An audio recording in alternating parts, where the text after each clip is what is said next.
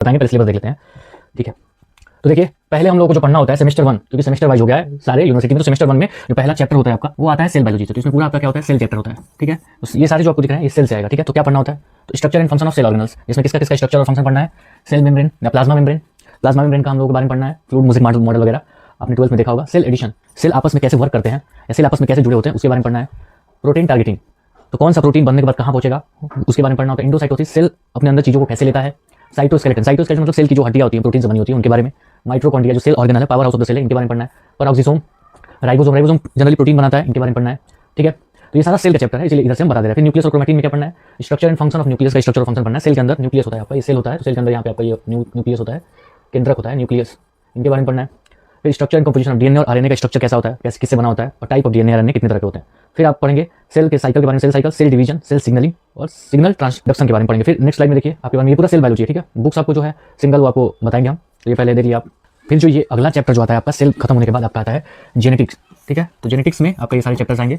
तो आपका ये जो तीनों चैप्टर है 5, 6 और 7 ये तीनों आपका आएगा जेनेटिक्स में। ठीक है, जेनेटिक्स मतलब जो भी इनहेरिटेंस होता है, जो भी हमको अपने मम्मी पापा से मिलेगा डीएनए के थ्रू, हम उनके जैसे होते हैं ना, तो वो सब जेनेटिक्स में आता है। जिसमें हम लोग पढ़ना होगा मेंडल्स लॉ, मेंडल के नियम। मेंडल कौन है, तो फादर ऑफ जेनेटिक्स है, इनके कुछ नियम है, लॉ पढ़ना होगा। Complete incomplete dominance, sex determination कि हमारे जो सेक्स डिसाइड होता है मेल होगा कि फीमेल, उनके बारे में पढ़ना है। सेक्स उन सेक्स क्रोमोसोम्स होते हैं एक्स और वाई, उनके साथ साथ और क्या क्या चीज़ें हमारे साथ आती हैं, इनहेरिटेंस होती हैं। ठीक है, उसके बाद है multiple alleles, gene interaction, sex and inhereditary, cytoplasmic inheritance और जीन एक्सप्रेशन, ये सारा आपका क्या है जेनेटिक्स के चैप्टर है। फिर human chromosomes and inheritance pattern, इसमें क्या क्या पढ़ना है, ह्यूमन कैरियोटाइप। ठीक है, सारे क्रोमोसोम्स के बारे में पढ़ेंगे जो इंसानों में होते हैं, ह्यूमंस के होते हैं, इनके बारे में, इनका स्ट्रक्चर कैसा है। क्रोमोसोमल एब्नॉर्मलिटीज, इसमें क्या होता है कि जो क्रोमोसोम्स की वजह से अगर एक दो क्रोमोसोम्स इधर उधर हो जाए तो उनकी वजह से हमारे बॉडी में क्या क्या चेंजेस देखने के लिए मिलते हैं। ठीक है, उसके बाद पेडिग्री एनालिसिस, इससे क्या होता है, तो कोई भी जो हम लोग का कैरेक्टर है वो दूसरे खानदान से या खानदानी बीमारी आई सब कैसे एक दूसरे में जा रही हैं, कैरेक्टर कैसे ट्रांसफर हो रहा है, उसके लिए पेडिग्री एनालिसिस होता है।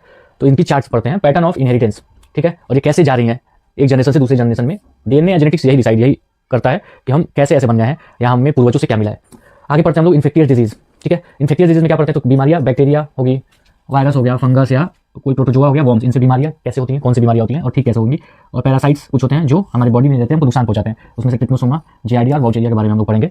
तो ये इन्फेक्टिव डिजीज है, बीमारियां कैसे होती है। तो ये बस 3 चीजें हैं, समझे। सेल बायोलॉजी है, ठीक, सेल है और जेनेटिक्स है और क्या है, इन्फेक्टियस डिजीज है। ठीक है, इन्फेक्टियस डिजीज है। तो ये आपकी 3 मेन आपकी चैप्टर है जिनके लिए बुक चाहिए। अब आगे देख लेते हैं हम लोग बुक्स के बारे में। ठीक है, तो देख सिंगल बुक अगर आपको लेना हो तो आप ये बुक ले सकते हैं, साइटोलॉजी।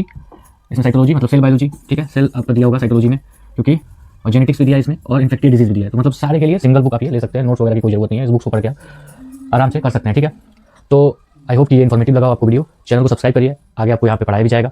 मिलते हैं आपसे अगली वीडियो, तब तक के लिए गुड बाय, टेक केयर।